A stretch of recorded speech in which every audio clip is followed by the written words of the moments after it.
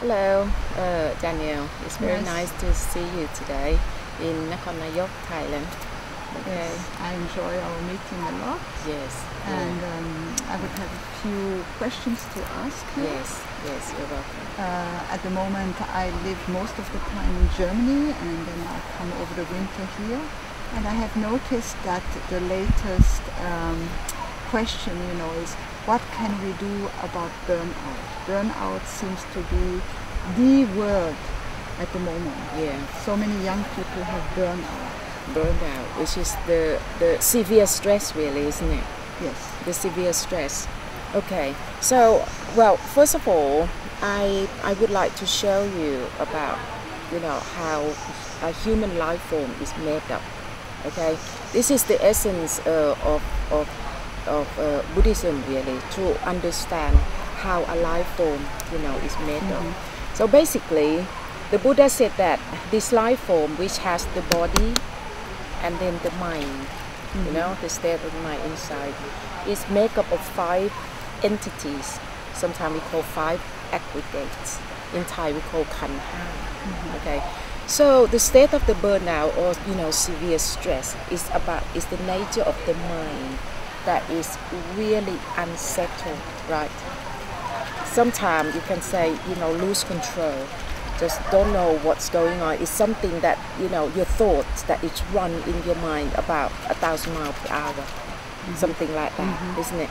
Or very much like a runaway train without a brake, without a brake. And then we just lose control, don't know how to stop this runaway train, which can be very frightening. It is frightening until somebody just facing the breakdown. So if you want to resolve, this problem, the Buddha said that you have to come to understand how the 5 aggregates work, all these 5 entities work. So I like to show you this first. We have the body. Yes, the body. Okay. According to the Buddha, the brain belongs to the body. Okay, belongs to the body that we call rupa, R-U-P-A, rupa. And then the mind is in fact made up of 4 entities. 4 entities.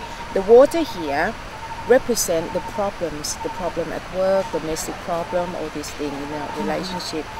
And then you also have what I call your mental self.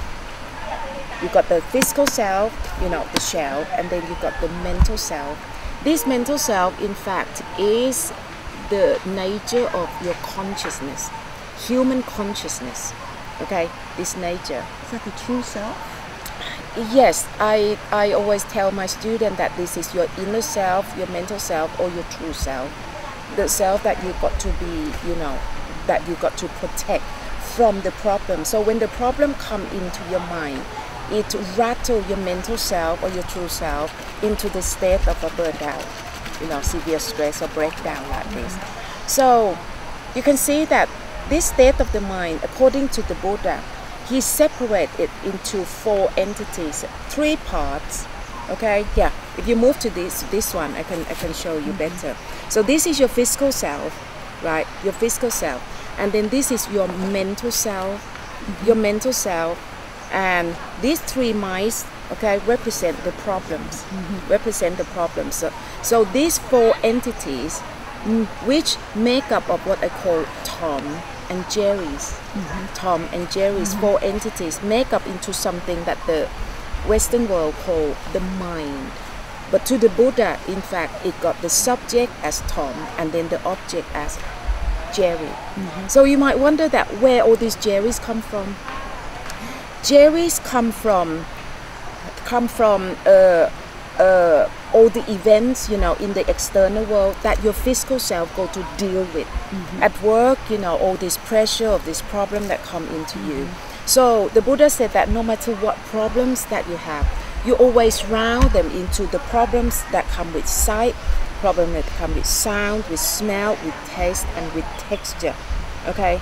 So all these are the database of the problems that your physical self got to deal with in everyday's life event. And all this data will come through the bridges in your body, the bridges of eyes, ears, nose, tongue, and your skin. Okay, so in fact this physical self is only the bridges. Let all this data of problem come through. This is not the real self. This, according to the Buddha, is only the shell. It's only the shell. The real boss is this one. The real boss is this one. So all this data of problem, you know, in the external world, travel through all the bridges, come into your inner world, and then they dematerialize and turn into energy form. Turn into energy form, which turn into your memories, okay, which is like all the database collect into this memory box, and then turn into your thinking, your thoughts, and then your feelings, which we all like to say thoughts and feelings. So these two work together. Yeah. You know, as thought, you know, all the noises in your head, and then the feelings in your heart. Then always the people say it's so difficult to see what is what. So that when you feel so like this, right? Yeah. Then they don't know where they start. They don't know what the reason for this upheaval is. So that's why we need to understand how all this work, you see. So first of all, you got to know that Jerry's, what I call Jerry's, are the carrier of all your problems from the external world, from this, you know, world of material that come into your inner world, turn into your thoughts and your feelings, which revolve about all your problems. So this state is nothing more than these Jerry's, which I represent them as like the three general, you know, which has all the armies of Jerry's, little Jerry's, because they're in energy form. So energy form can expand very quickly, very quickly. So it's very much like these three general went off to bring that whole army of Jerry, and then come to build a nature of a black forest, you know, over your mental self or your true self. That is because they cannot see what's going on. They cannot see what's going on because all these are in the energy form and happen in your life, you see, in this shell, in this body. That's why it's so difficult for people to understand what's happening to me. Why, you know, thinking a lot. I don't want to think, but why I cannot get rid of it. So this is what happened. The Buddha tried to say that all this Jerry, it has nature that can expand, proliferation that you call, isn't it? Proliferation, it can, you know, expand so quickly. So these are the state of all the noises, you know, in the people who got the nature of the burned out. Okay, so this nature and this one is the same. So this whole army of Jerry represent this water. Okay, and that your mental self has been buried by the whole army of Jerry. So this is just like this. This is about 1,000 miles per hour without any control, Or another example. So this is your mental self, which is your true self, real self. When the whole army of Jerry come into your head, in your heart, it forms the nature of the mental black forest, cover your mental self, and then it start to swing you around, okay, make you feel totally lost in this black forest. So this nature and this nature and this nature are all the same.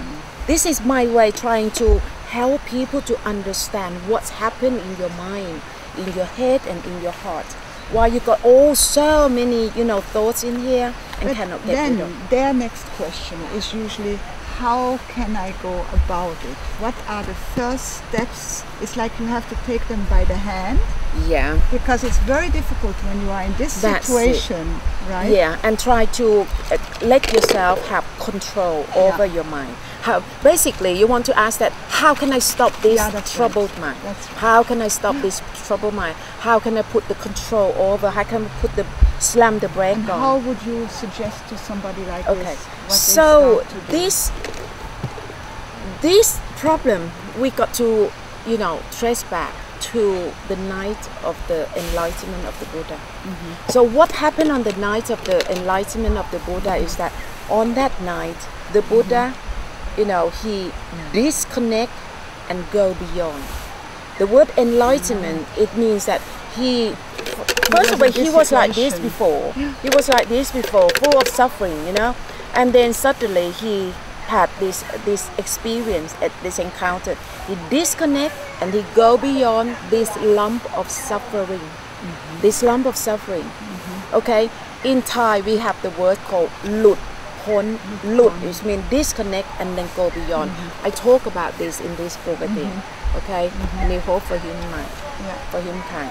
So when the Buddha, you know, have this experience of enlightening experience of disconnect and go beyond, that was the first time, he was the first human being who could see life beyond this, all this jerry, all this thought in the head. And then he got to exclaim, it's just, you know, in Japanese they're called satori. Satori, you know, enlightening. It, you know, really amazed that there is such an ultimate freedom in humans' mind. That is a totally liberation, total awakening of this, you know, life form. So this nature that is totally free from this thing, okay, this lump of this whole army of suffering, is what the Buddha called nirvana. Okay, nirvana, but in fact it's a total peace, total liberation, that, you know, totally free from this lump.